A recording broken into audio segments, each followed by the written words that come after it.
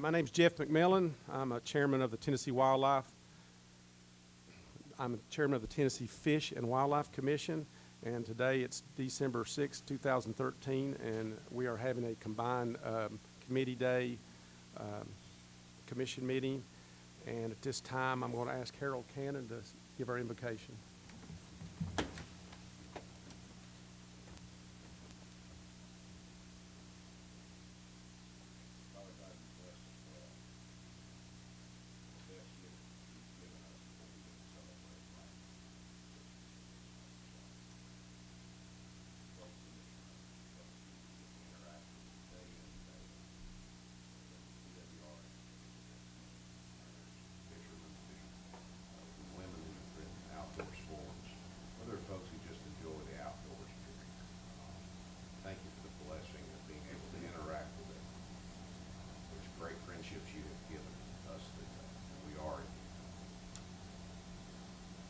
Thank you for the good things that you bless us with. Sometimes we focus on the bad, but you have richly repaid us far beyond what we can.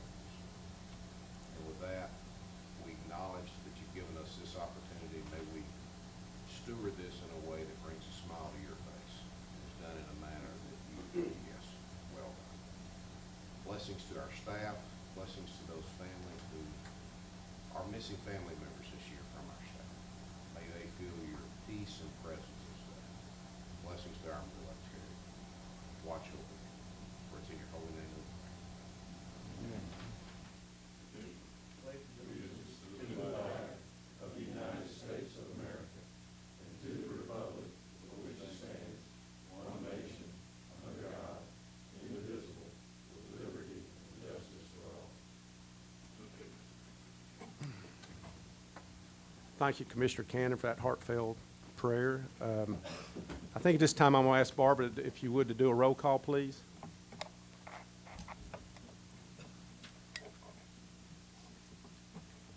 Jim Bledsoe. Here. Harold Cannon. Here. Bill Cox. Here. Jeff Briggs. Here. Jeff McMillan. Here. Tom Rice. Here. Jim Ripley. Here. Julie Schuster. Here. Clayton Stout. Here. James Stroud. Trey Teague. Jamie Woodson. David Watson. Here. We have a quorum. Thank you, Ms. Barbara. Because we're having a combined meeting into a one-day meeting, I'm still going to ask the committee chairs to conduct their committee meeting, and then at the conclusion of their presentation, if there's something we need to vote on, I'll take it from there, and we'll ask for a first and a second, and then we'll vote on it, okay? Director Carter, do you have anything that you want to announce before we get started? Might just mention that later on in the morning, we'll be joined by several people from the SCTP shooting program. And they have a short presentation, but they're also meeting with the Wildlife Federation this morning and should be here sometime in about 30 to 45 minutes. All right, we'll recognize them. We'll look forward to that. Thank you. Is that all? Okay. This time, I want to ask for approval of the minutes of the previous meeting. And I guess it was October. We have a first and a second. All those in favor say aye. Aye. Opposed? Minutes for the October meeting have passed. I want to welcome all the guests we have here today. I know we have one special guest that I can recognize, and I'd like for Dean Wilson to stand up. It's Commissioner Julie Schuster's last meeting, and he's here for attendance from Minnesota. So we're welcome for here. Got to have dinner with him last night, and he's an avid hunter and an ex-coach and teacher, and always an interesting fellow, and we're glad you joined us today. You done well, sir. You done well. For the rest of the public who are here, we welcome our guest. If any of you would like to speak, if you plan to speak, ask for permission by just raising your hand during the appropriate committee meeting, and come to the microphone and introduce yourself and who you represent, if anyone or a group, and then address your questions to myself or to the committee or the chair of the commission. There is a pad that's going around, and if you would sign that, so we know who's here, and we do welcome all guests, and we're glad you're here. So at this time, what we'll do is we'll go to our Bodie Law Enforcement Committee, and Chairman Harold Cannon. Thank you, Mr. Chairman. Mr. Wilson, we were going to put on the agenda a slideshow of Julie's earlier years. If you could just send us those pictures, we'll make sure it gets on the web, okay? So thank you, sir. Thank you for being here. Mr. Chairman, we get to celebrate what was announced at our last meeting, and I'm not going to take any of the thunder away from Chief Ryder. So Chief Darren Ryder, it's yours.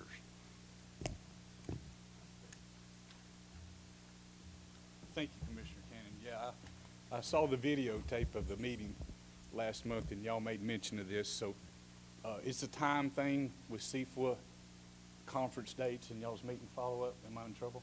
No, I'm just coming up to watch your pistol. Actually, I was coming up here to check your weapon, but we're okay.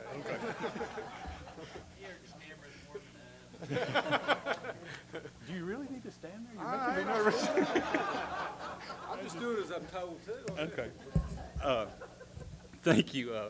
So without further ado, I know y'all made mention of Jonathan's efforts and accomplishments, but just to be in more detail, I've got something I'd like to read to the audience and to the commission. Jonathan was selected as Tennessee's CFWA winner, Southeast Association of Fish and Wildlife Agencies winner for the state of Tennessee. And through these accomplishments, he's assigned to Rutherford County. It's a county with a high population density that generates a high demand for information and education type activities.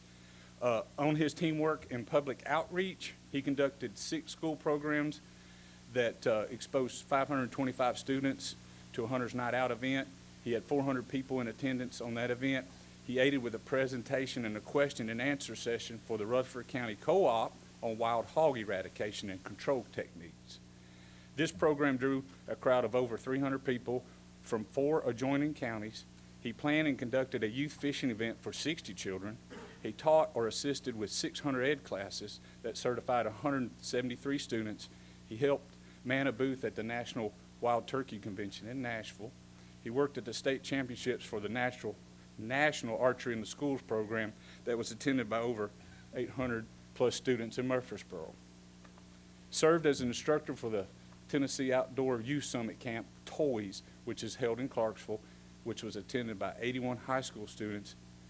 He assisted in a fishing trip for 25 wounded warriors that paired them with some of the local guides in the area, and they spent a day fishing for stripers. On excellence and innovation, this past year, we relied on Jonathan to go through M16 training school. We just got our new rifles issued, and he was able to put his past military experience, because he was an MP in the, where was it, Jonathan? Tennessee Army National Guard. So he used his skills with the military rifles to good use.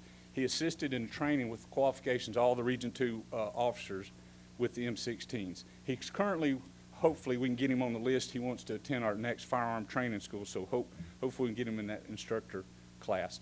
And also with his military background, he made a good candidate that we sent him to a officer down active shooter training that was held in Region 1, where the Fort Campbell military police did some of the training along with the U.S. Forest folks. So that was some good training that we hope he can come back and teach some of our officers for. The county, here's a really neat thing right here. The county's emergency management agency contacts him several times a year with rescue type situations in his area. Last fall, the local 911 operator received a call about a critically injured ATV rider on one of our local wildlife management areas. The county's special operation unit could not locate the missing person, so they contacted Jonathan and his partner. Jonathan used his knowledge of the area and was able to locate the teenager after walking a mile off the road. And once that was done, then he was able to direct a medical airlift to that location to get the young man some help. On his attitude and leadership, he is dedicated to promoting TWRA and serving the citizens of Tennessee. It is very important to him that he approaches his job with sincerity while maintaining a firm but even-handed demeanor with the people he comes in contact with. Now, some of his accomplishments and achievements. This past year, he conducted 363 hunter and fishermen 291 boating inspections. As a result of these, he was dealing with 241 violations. He issued 104 court citations, 18 written warnings, and he assisted other officers on 119 court citations. The breakdown on the citations: 48 for fishing, 3 of these were taking game fish with a cast net, 30 boating citations, 4 of these were drug-related offenses while boating. He had 15 big game offenses, 2 small game cases, and 19 offenses relating in wildlife management area rules for illegal ATV riding and destruction of state property. Of his numerous assists, 26 of these were for big game violations. Therefore, Jonathan was involved in the prosecution of 41 total big game cases. He also helped with the recovery of a stolen boat. With regards to boating work, Jonathan also helped out with crowd control on Percy Priest for 2 holiday firework displays. Then he also assisted the Tennessee Highway Patrol when they were doing a water rescue demonstrations for annual statewide conference for the Tennessee Chiefs of Police Association. Jonathan helped 17 boats that had broken down or needed assistance. He answered 147 phone calls from everything from illegal hunting to the baby bird in the yard call. He also provided 2 farmers who were having issues with wild hogs. Jonathan assisted with the eradication of 24 nuisance wild hogs. So those were some of his accomplishments. I'd like to recognize his supervision here is Captain Jim Vaughn, Regional Lieutenant Mitch Bailey, and Major Kate Taylor. So I'd like to give them recognition also for a job well done for Jonathan's efforts. And like y'all mentioned last year, it's at 14 states and 2 territories. So with Tennessee's selection as the Tennessee winner, he went in competition with 14 other states and 2 territories for the Southeastern and was recognized at Oklahoma City Conference as a Southeastern winner, which is a huge accomplishment and great honors. And so that went well. And so he was awarded that. And I would say something, but I better not. I know when to keep quiet. So with that, congratulations, Jonathan.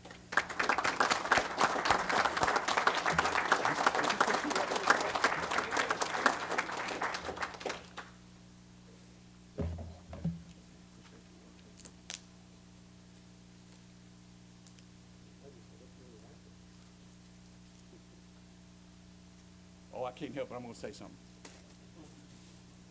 You going to present that as me? During the conference, he got awarded, and Ed was the award chair. So Ed gets to recognize the Southeastern winner. And so he kind of knew it was our Tennessee officer. So, and he was humble. Jonathan was humble and said his congratulations. But that day, or Saturday, Oklahoma played Texas football, right? So guess where we're at? We're in Oklahoma. And Texas destroyed Oklahoma. So Jonathan did wonderful till the very end. He said, "Hook 'em horns." And I thought, Ed got up to the mic and says, "Just so you know, there's going to be an opening in Rutherford County real soon." So if anybody's interested, and then it was kind of funny. You had to be there. Congratulations, John. You got it. Did you get him, Lee?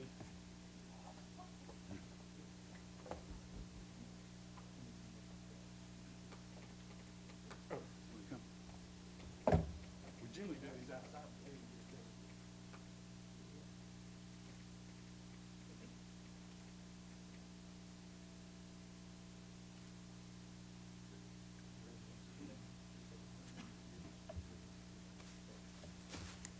Our congratulations from the commission. You represent our agency and our state well, maybe with the exception of the last comment you gave out in Oklahoma, but thank you for all you do. We appreciate it. Mr. Chairman, I'm going to ask Glenn Moats to come forward, but before he speaks, this is a rulemaking matter, and I'm going to turn this back over to you, sir. Okay, I have an introductory statement I need to read before we proceed with that. This is a rulemaking hearing before the Tennessee Fish and Wildlife Commission to consider amending Rule 1660-02-07, which deals with rules and regulations governing operations of vessels. My name is Jeff McMillan. I will conduct the hearing.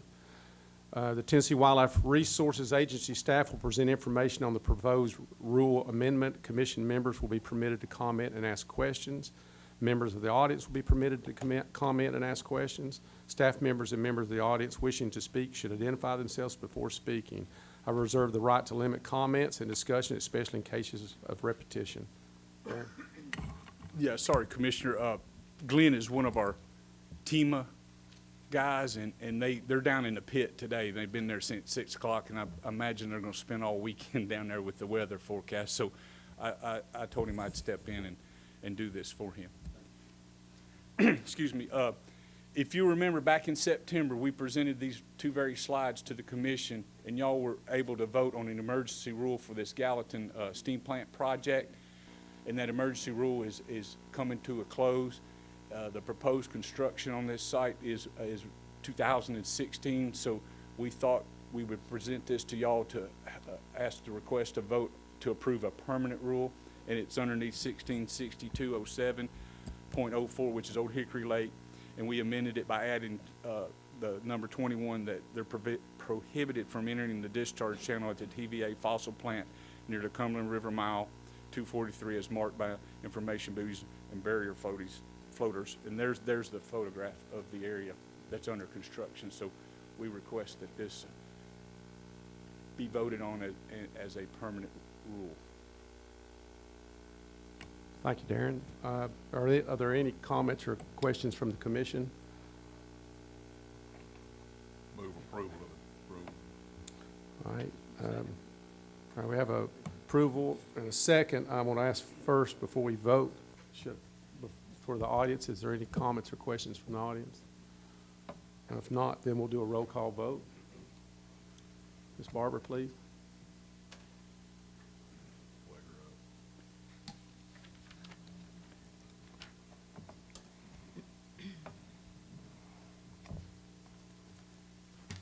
Jim Bledsoe.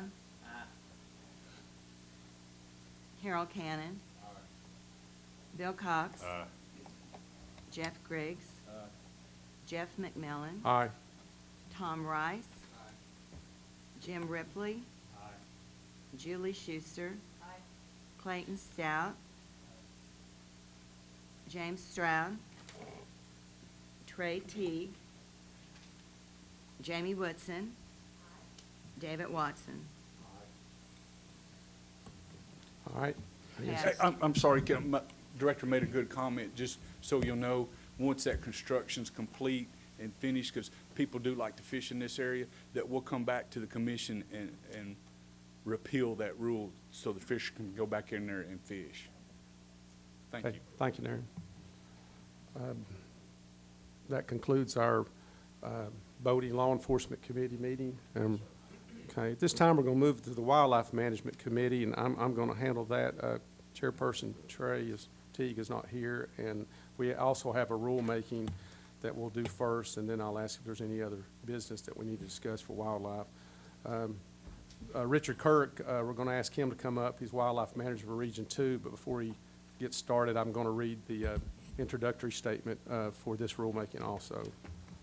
This is a continuation of a rulemaking hearing commenced on September 20th, 2013, before the Tennessee Fish and Wildlife Commission to consider amending Rule 1660-1-14, which deals with rules and regulations for refuges, wildlife management areas, and public hunting areas. My name is Jeff McMillan, and I will conduct the hearing. The order of the proceedings are Tennessee Wildlife Resources Agency staff will present information on the proposed rule. Commission members will be permitted to comment and ask questions. Members of the audience will be permitted to comment and ask questions. Staff members and members of the audience wishing to speak should identify themselves before speaking, and I reserve the right to limit comment and discussion, especially in cases of repetition. Okay, Officer Kirk. Thank you, Commissioner. At this time, staff is withdrawing this rule amendment from consideration. Okay, so it's my understanding that Rule 1660-01-14, we're going to withdraw it or defer it? Withdraw. Withdraw, okay. Are there any comments or questions from the commission? Okay, do I have a motion? So move, second. Guess we need a roll call vote on that too then. Excuse me. This is just a parliamentary question. Is it necessary, if it's withdrawn, to act?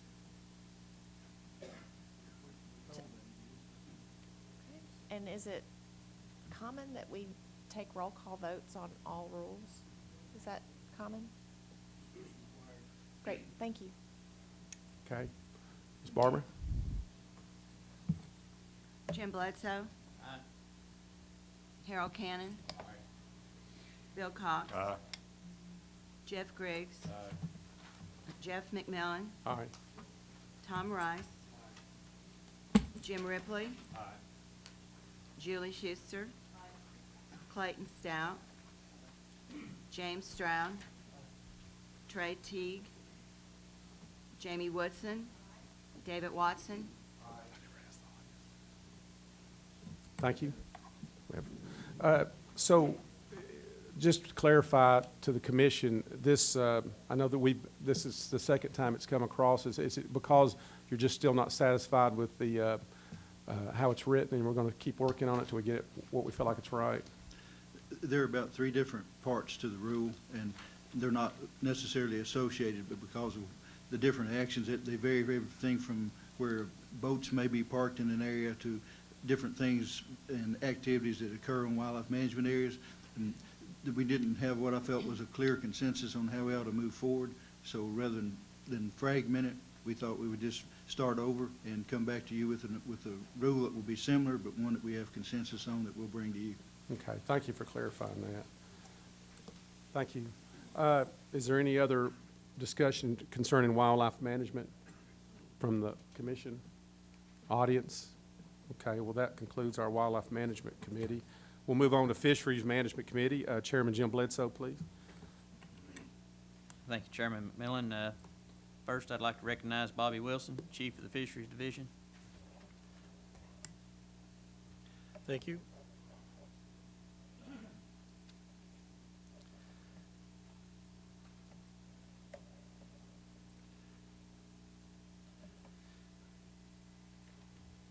I'm here this morning to talk to you about an award that we're going to receive here in a few minutes, but I want to give you a little bit of background about the award. And it deals with a project that is located in Middle Tennessee on a body of water called Woods Reservoir. And Woods Reservoir is an older impoundment or reservoir. It was constructed in 1952. It's on property that is owned by the U.S. Air Force and the Army Engineering Development Center. And when it was first impounded, of course, it was stocked with the appropriate species of fish, and it's been a wonderful place to fish for many years. And in 1954, the very first fish camp and boat dock was established there, and it was called Morris Ferry. Now, Morris Ferry boat dock and fish camp for many years was a place that people stayed for a long time. Some of them even lived there. And the property that they lived on was owned by the AEDC, or the Army Engineering Development Center, and the Air Force. But they had leased it to be able to have their dock there and their houses and trailers and campers and things like that. But over time, it became an eyesore, disrepair. And in 2008, the Air Force decided to do away with it and close it down. And so as a result of that, a lot of the people that used to fish there and go there, they weren't very happy with it, including a lot of the local people. So they even had people wearing T-shirts, Save the Morris Ferry Campground. But anyway, about 2 years later, in 2010, I think, some of the local people met with TWA and the AEDC and the Air Force and some of the elected local officials, and asked if there couldn't be something done to improve the area and at least make it better than what it was with all the structures that were still there. And so they developed a plan, and that was the initial start of the Morris Ferry new access area and fishing site. And so they secured some funds from the Sport Fish Restoration. It was $150,000. They got some money from the Air Force and the local folks and elected officials, and all pitched in some money and started building things. And initially they had designed to build one pier, but they ended up building 2 piers. And in addition to that, they built a bridge, I think it's 240 feet long. And also several of these fishing platforms they constructed around the site. And it took a couple of years to do. But the people are real excited about it. They enjoyed it, they appreciate it. They also expanded the boat ramp and built 2 courtesy piers, I believe, and made them ADA accessible. And then back in this past June, on a free fishing day, they had a fishing rodeo there for a kids fishing event, and they had over 1,000 kids show up, which was probably one of the biggest, if not the biggest, fishing event in the state. And so, anyway, there's a lot of work that went involved. A lot of people were involved with that. This is a picture of one of the coves that was roped off with a net, and it was stocked with catfish to allow for better fishing in the area. So many TWA people were involved with that. I would like to recognize a couple that are here today. Todd St. John. Todd, raise your hand. Todd is the regional fisheries coordinator for Region 2. And Nathan Singer is a fisheries biologist. Nathan, raise your hand. Come on. Okay. And in this Middle Tennessee area, and Wes Witten, who is the area manager. And Wes, appreciate you all coming up here. But there was I think I counted about 25 or 26 TWA people that were involved in this project.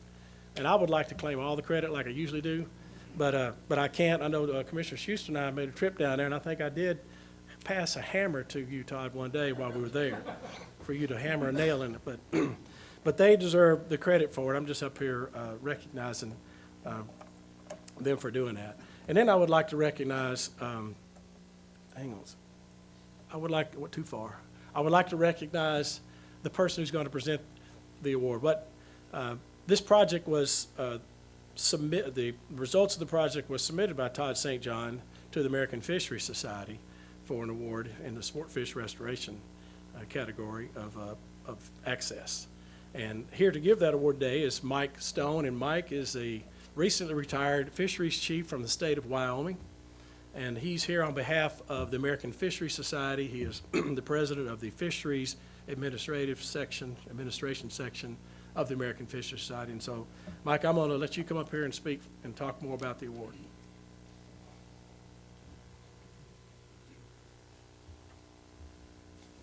Thank you, Bobby. Chairman McMillan, Commissioners, Director Carter.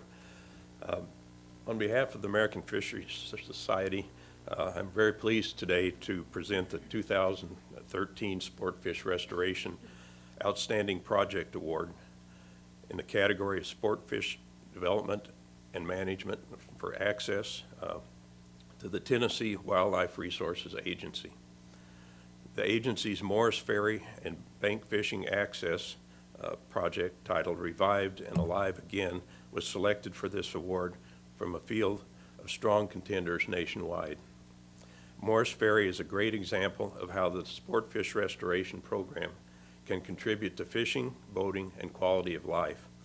Strong community support and cooperator efforts were essential to Morris Ferry's success in transforming a dilapidated, unusable site to a state-of-the-art bank fishing and boating access area for this 3,600-acre impoundment.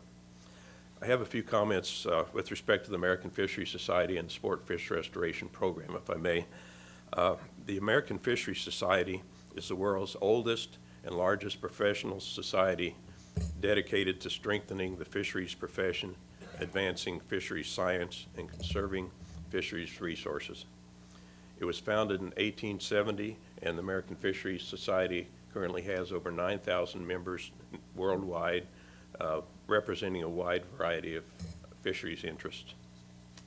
The mission of the American Fisheries Society is to improve the conservation and sustainability of fishery resources and aquatic ecosystems by advancing fisheries and aquatic science and promoting the development of fisheries professionals. The annual Sport Fish Restoration Outstanding Project Awards given by the Fisheries Administration section are intended to both highlight the importance and effectiveness of the sport fish restoration program and recognize the excellence in the categories of fisheries management, research, and education.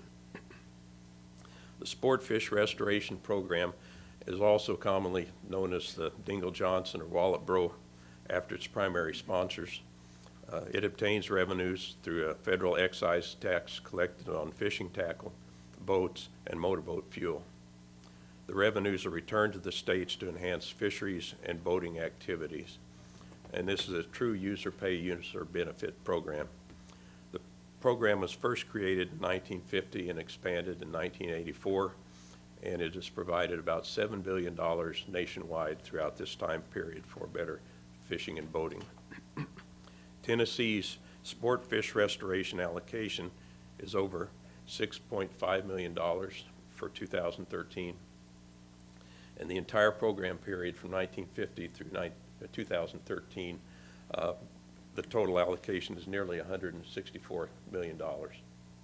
The significance of the sport fish restoration program goes beyond what is apparent from the allocations alone, however.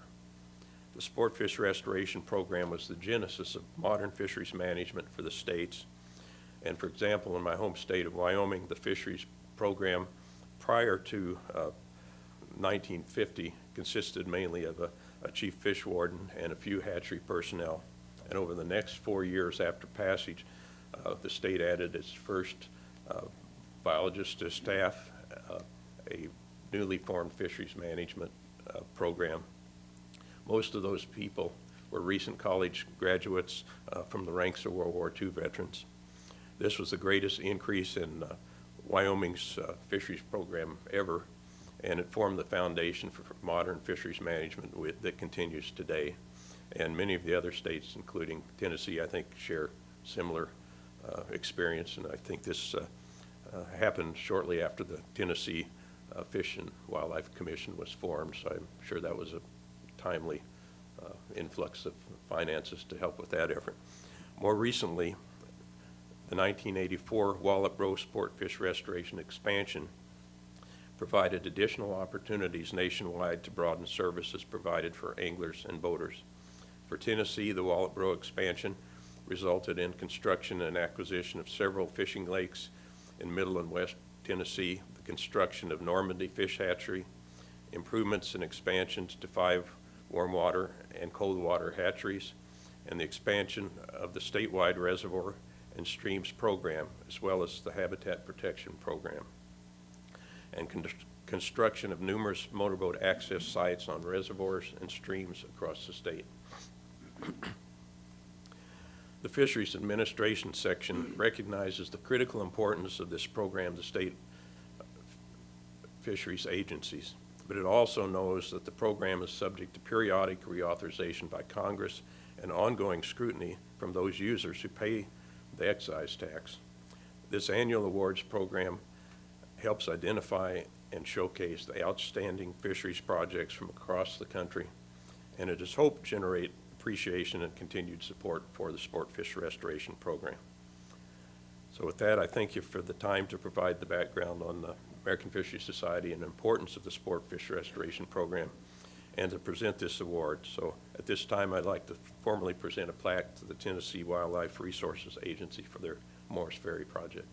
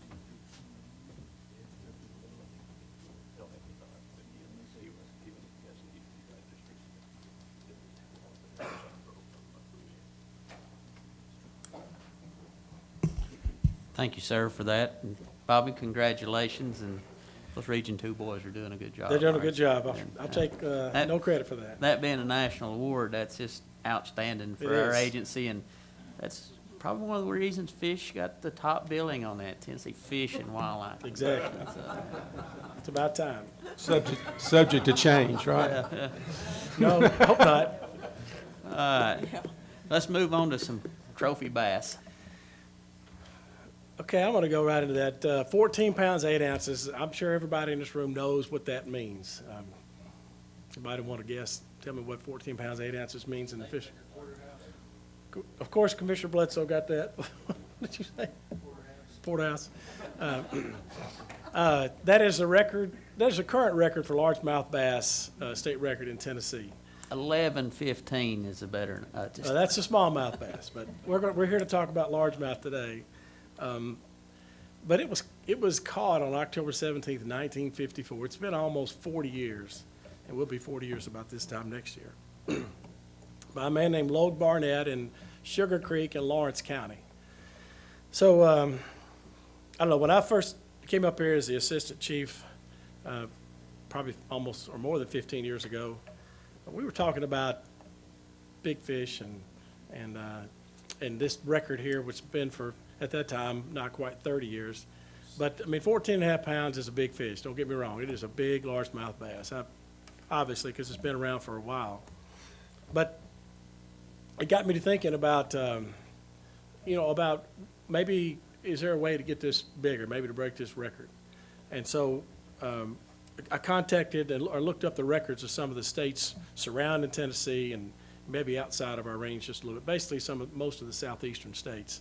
And I think I contacted 12 states and looked at their state records. And Mississippi and of course Georgia's got or had the world record of 22 pounds for a long time, and Mississippi's is about 18, and Alabama's is up there. I think I can't remember, 16 or 17. But of course they're south. They're south of us, and they've got the southern waters, and they've got a longer growing season, so you would expect that. But then Arkansas and Oklahoma were bigger than ours, and they are on about the same elevation or latitude as we are, not elevation, but latitude. But the one that got me more than anything was this. I started looking around, and Briary Creek Lake, it's an 845-acre lake, and they had caught a 16-pound bass out of there, and several 15s and a 14 and a half a little bit later, and it's in Virginia. So I thought, well, good grief, they're Virginia, they're north of us, and they catch a bigger fish than we do in Tennessee, so what's up with that? And I checked with them, and it turns out that they had stocked that lake with Florida bass. And of course, these are just some pictures of some of the big fish that came out of that lake or have come from there. I got that off the web. So I got us thinking about Florida bass, not me, but us thinking about Florida bass and northern bass. And this is a picture of what could be a Florida bass. And this is a picture of what could be a northern bass or Florida. No, they're exact same picture. So my point is, the only way to tell the difference is really by genetics. You can't look at a Florida bass and tell that it's different from a northern or a native largemouth bass. The only way to test is through genetics. And one way that we do it is either you can send the whole fish off or you can send part of the fish off. And one way that we typically do it, and other biologists do it in other states, is just take a small portion of their anal fin or their fin and clip it off and put it in alcohol, a little vial, and send it off to the geneticist, and they'll take care of it, and they'll tell you what it is.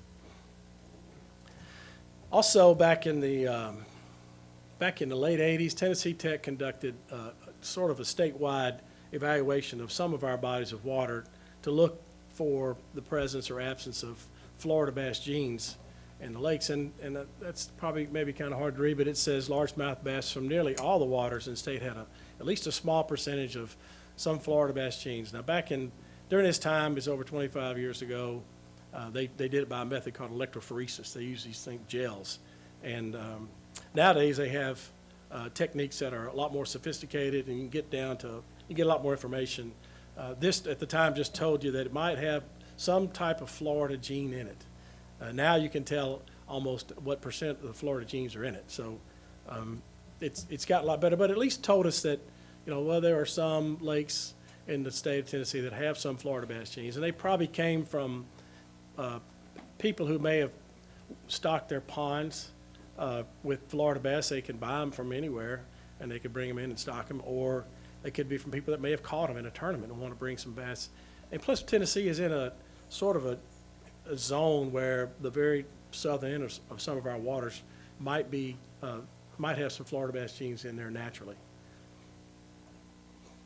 So with the information that about the record fish from other states, we sent out a survey and asked which states stock them, and Alabama, Arkansas, of course, Florida, Louisiana, Mississippi, Oklahoma, Texas. I didn't put Virginia on there because Virginia, actually, they stocked that lake, and that was the only time they stocked it, and they determined that those cold winters up there, some of their bass didn't survive very well, so they decided not to stock it anymore. I don't know why, but they didn't.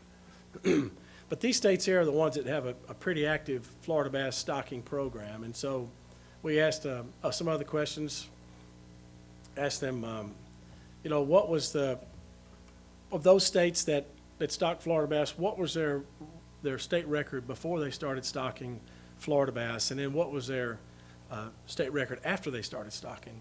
And were these Florida bass the ones that they may have broken their record? And before they started stocking Florida bass, the average for all these states was 13 pounds. And again, some of these states, excluding Florida, but like Mississippi, Texas, Oklahoma, they've been stocking Florida bass for a long time. So, but before they started stocking, it was 13 pounds.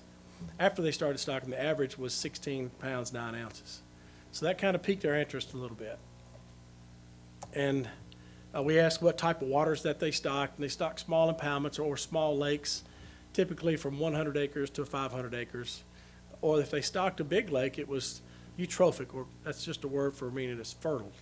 Another word for it is just highly productive. So, as I mentioned, some of those states like Texas and Mississippi and Alabama, they have the southern waters. Of course, they have a longer growing season. But the states that we really were interested in were some of the states that were the same latitude as us, and that was Oklahoma and Arkansas. And so we asked some of the limitations. Well, let me go back, and some of the states said they didn't get enough, they don't have enough fingerlings, or there was poor survival in some of their waters, or the longevity of genes. They just didn't stay in the system for a very long time. But Arkansas has their stipulation is in between 35 to 40 degrees north latitude.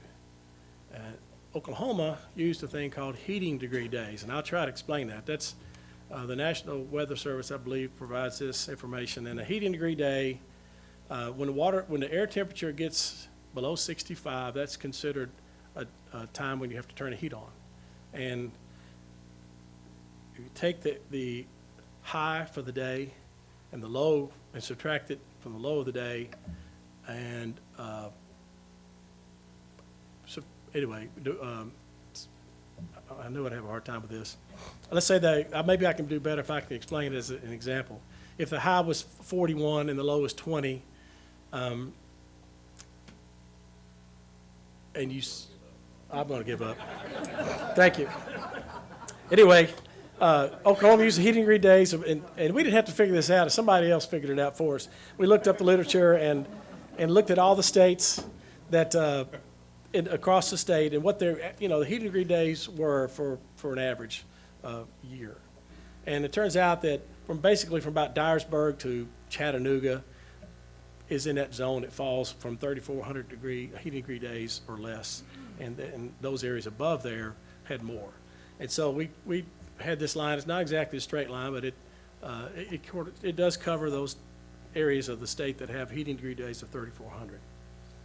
And so that was kind of our criteria. We had to have something to start with. If you notice up very top says 37 degrees north. So we were within at least Arkansas range of 35 to 40.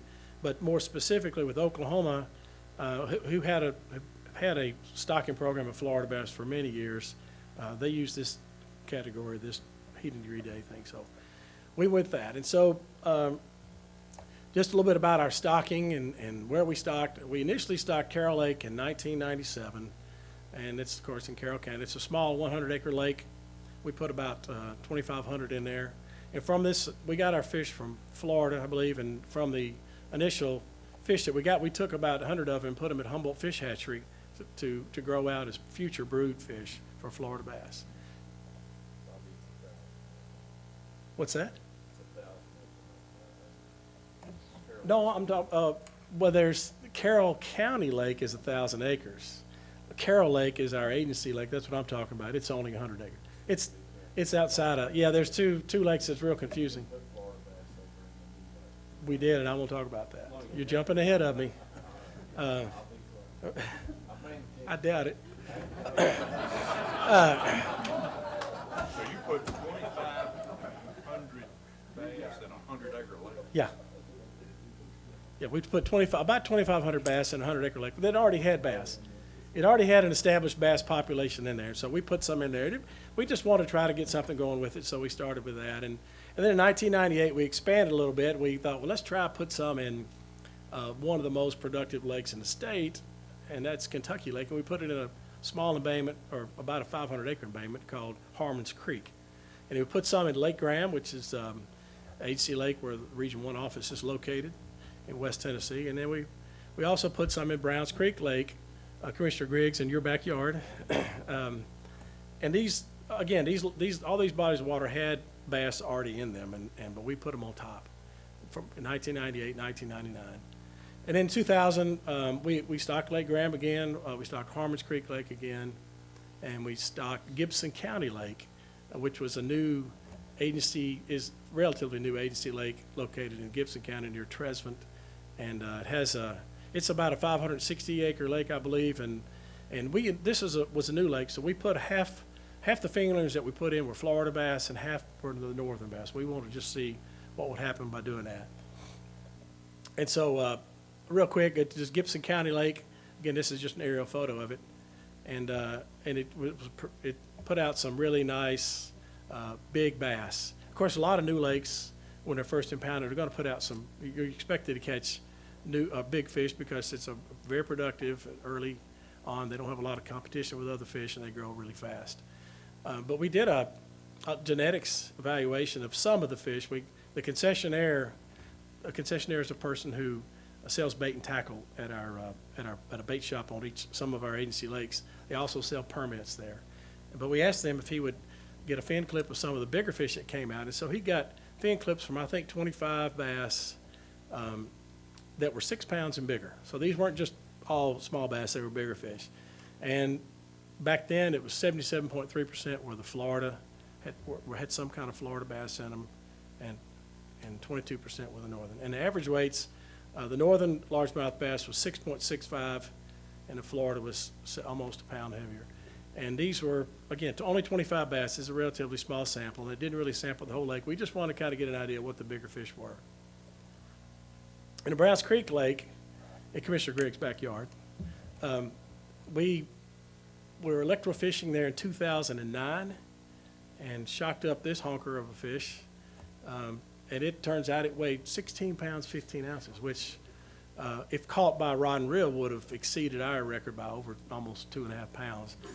And so this was, so we we took a fin clip of the fish. We weighed, of course, and measured it, and then we took a scale off of it, and then we let it go. And but nobody caught it. No one caught it. It probably has died now from old age or something. But to our knowledge, nobody ever caught this fish. But it turns out it was a pure Florida bass based on the fin clip. It wasn't a hybrid. It wasn't a back cross. It was a pure Florida bass. And so anyway, that's just a couple of examples. I'll go back to the stocking. But in 2000, another significant stocking took place, and we started stocking Chickamauga Lake near Chattanooga. Chickamauga Lake's about a 34,000-acre lake on a main stem lake. It's a very good fishing lake. Has a lot of aquatic vegetation. Has a productive. It's got a lot of forage. Had a couple of good year classes in between then and now. Just a little summary of how we did at Carroll Lake and Lake Graham, Harmon's Creek, Browns Creek Lake, and again those. And then and I put 2001, 2004 for the Chickamauga because that's has a little bit of significance there. We started off with a 5-year plan, and our goal in the 5-year plan was to increase the Florida bass genes to at least 15%, and we also wanted to see if we could grow big bass, obviously. And so at the end of the 5-year plan, we had stocked lake-wide. We just would take the fish and stock them throughout the lake at about 5 bass fingerlings per acre. And, let me go back here. Uh-oh. Anyway, so just a little bit about where we got our fish. In 1997, we actually got those 3,000 bass from American Sport Fish in Montgomery, Alabama. I think we might have paid for them, or they may have given them to us. I don't remember. It's been so long ago. But there weren't very many of them, so it couldn't have cost a lot. And then in 98 through 99, we got them from Florida, and we got some from Humboldt Hatchery. Remember I told you we took some to grow out as broodfish in Humboldt? Well, we got these, we also raised some in stock from Humboldt Hatchery. And we drove down to Florida and either met them at the state line or went to their hatchery and picked them up. And then from 2000, 2003, we got them from all these places, a variety of sources. Whatever we could get our fish from and call and beg and borrow, they would give them to us. And sometimes we would give some of the states other fish back in return. We trade. We do this today. We still trade for fish. I think we may have given Florida some crappie. Texas, by the way, when we first requested Florida bass from them, they said, no, they need all they can get. We said, well, fine, we understand that. And, but then I think it was 2003, they had a massive die-off of striped bass in their hatcheries due to this stuff called golden algae. And they had no striped bass to stock. Well, it turns out that year we had a pretty good year of raising striped bass. We had surplus. And so we gave them about 225,000 fingerlings. Now, these are not just fry, these are fingerlings, which are 2.5 to 3 inches long. And we drove to, I think, the Arkansas, Memphis, the Tennessee state line and traded out there. And they've been forever indebted to us because of that. So we've been going down there and getting most of our fish from 2004 to date from Texas, and then, of course, some from Humboldt Hatchery from our brood stock. But one of the things that we wanted to do, after a couple of years, we realized that the fish that we were stocking from Humboldt and from these other states were about the same size as the native spawn that's already going on in the lake. And we wanted to try to beat that a little bit, try to increase our odds and have a better chance of survival. And so what we did was first year we drove down to Texas. We sent the hatchery crew from Normandy down there, and it took them like 2 days to get there. It's San Marcos, by the way. And they drove back, and they drove 24 hours straight. By the time they stopped, I picked the fish up early in the morning from San Marcos and drove all the way back, stocked them in Chickamauga Lake, drove back to the hatchery. It was a 24-hour trip. And we said we couldn't do that. It's just too much to ask for our guys. So we thought, well, let's fly down to Texas and get some fish. And what we did, our state airplane would fly to San Marcos and back, and it's about a 2-day process. We fly down one day, spend the night, pick the fish up the next day, and fly back. And we can put them in these boxes. They're fry. They're tiny, 2 or 3 day old fry, and they're about the size of an eyelash if you see one in the water. They're not very big. And we can put, that box right there, for example, probably has about 50,000 fry in it. And we can put about 4 or 5 boxes of these on the plane and fly them back, and it's no big deal. I mean, that's I won't tell you the person in this room that would weigh, but 200, about 200 pounds or so. But anyway, this is just an example of what we did when we get the fish. As you can see, they're in a plastic bag in water, and they inject oxygen in that bag, so they're sort of super saturated so they can make it back okay. Just a picture of a close-up of the fry, what they look like. And then we take these fry and put them out in ponds. I think we scattered them out at Humboldt Hatchery, Springfield Hatchery, and Normandy Hatchery throughout the years. And these lakes these little ponds are well fertilized, and they have a good population of plankton in there, so that when the bass get in there, they got something to eat. And we keep them in there for about 30 to 40 days, and about a month and a half. And we drain that pond down after that time, and we seine them up. This is just, if you've never seen this, is a kettle area that all the fish in that pond they drain down into this little kettle area. And we seine them up like this. This is how we do it. Just an example of what it looks like. And all those fish are amassed like that. And then that's just a close-up shot of what the Florida bass look like. Now, and largemouth bass, they look the same too. mentioned before about the time advantage. Well, we can fly down to Texas the middle of April and pick up fry and bring them back and keep them in there till about the middle to late May time of the year. The fry, if you know much about spawning for largemouth bass in Tennessee, they typically, on average, will spawn around the 1st of May or first week of May, something like that. Depends on the water temperature. So we got about a 2 to 3 week advantage on them with these fish right here. When we stock them, these fish are already about a ½ inch or longer, bigger than the native species. So they'll have a size advantage on the native. They can outcompete them. They got a better chance for surviving. So we started doing that at, like I said, we started flying down and getting the fry. So, and that's just a picture of us stocking the fish. So anyway, let the stocking begin. 2000, again, our goal was to produce big bass. The 5-year plan, at the end of the 5-year plan, after stocking that, we did a lake-wide test of the population and genetic results. In 2000, it was 3.3%, 2001, 4.4, 2002 is 0.8. So we didn't quite get to the 15%, which we wanted to get. So it could have been the end of it. What we said, heck, let's try something else. Let's go with a new 5-year plan. Let's try something different. And so this time we decided to pick 3 major embayments, Richland Creek, Mud Creek, or maybe Muddy Creek, I think, and then Grasshopper Creek. And we put the same number of fish that we were getting, which was about 200,000 fingerlings, into these. We divvy them up a little bit. And so our number per acre went way up in these 3 embayments. And so we decided to do that for 5 years. Like I said, same number, higher rate. And in 2010, I believe, we conducted a lake-wide sample. We collected some fish. There we go. And well, let me go, before I get into the results of this, I need to talk about what the results mean. And a pure Florida, of course, is one that all of the genes or alleles inside or in that fish are the pure Florida. And a pure Northern, obviously, is one that doesn't have any Florida genes or alleles in them. A hybrid is a cross between a pure Florida and a pure Northern, so it's half Florida and half Northern. And the other is a back cross, and that could be hybrid spawning with another hybrid, or maybe a pure Florida or a pure Northern, because it could have a variety of crosses there, but that's called a back cross.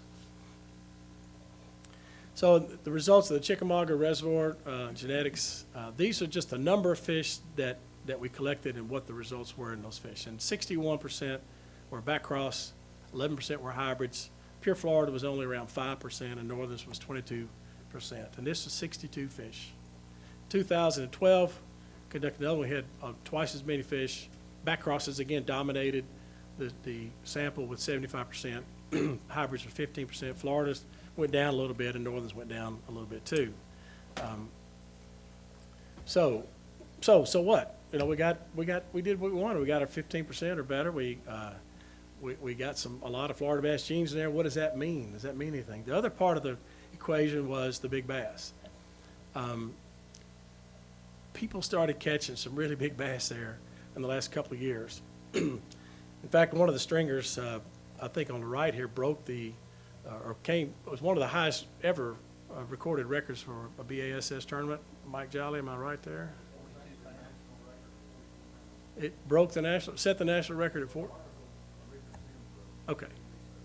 Right. So, I mean, really unbelievable fishing in this lake. And there were several articles, as Mike mentioned down there, and one of them was, this is a Bass Times, I believe. It just talks about as being the number 6 place to go to in the country for bass fishing. And there was another article that appeared, I'm not sure if it was the same time or not, but it talks about Chickamauga Lake, a perfect storm. And just, I know you can't read it, but it says, forget about Falcon, Okeechobee, Toledo Bend, and Gunnersville. The biggest buzz in bass fishing in 2013 has been a Tennessee River Reservoir in southeast Tennessee, Chickamauga Lake, virtually in the city limits of Chattanooga, has been producing historic bags of bass this year. This was 2013?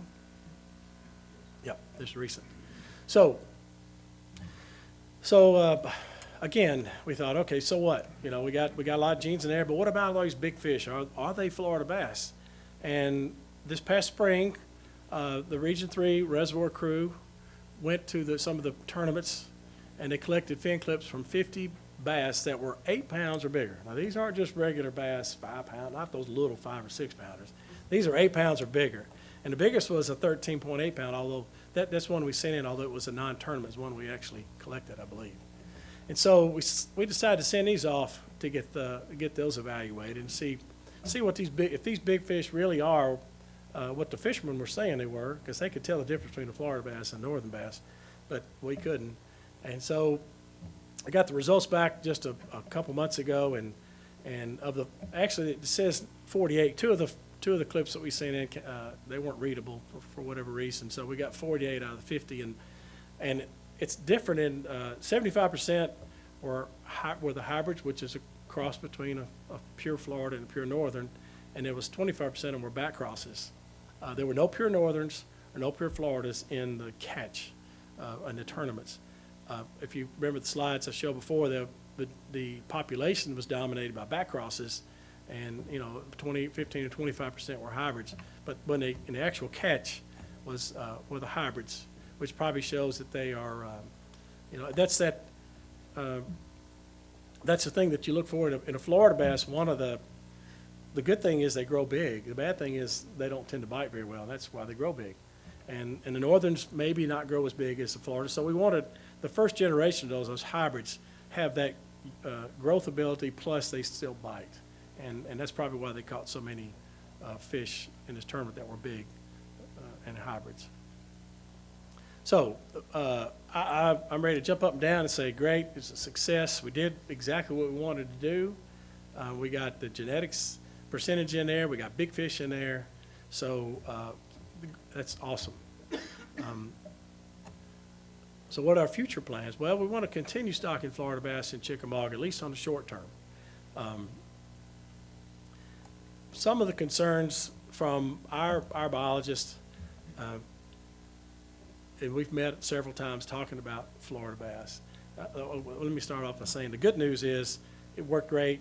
We got big fish. The bad news is we're worried that every bass club in Tennessee is going to want their home lake to be stocked with Florida bass now. So, but remember, we have limitations. I'm going to talk about that again in a second. Well, there's also some concern by our biologists that these back crosses, eventually, we don't know what that means.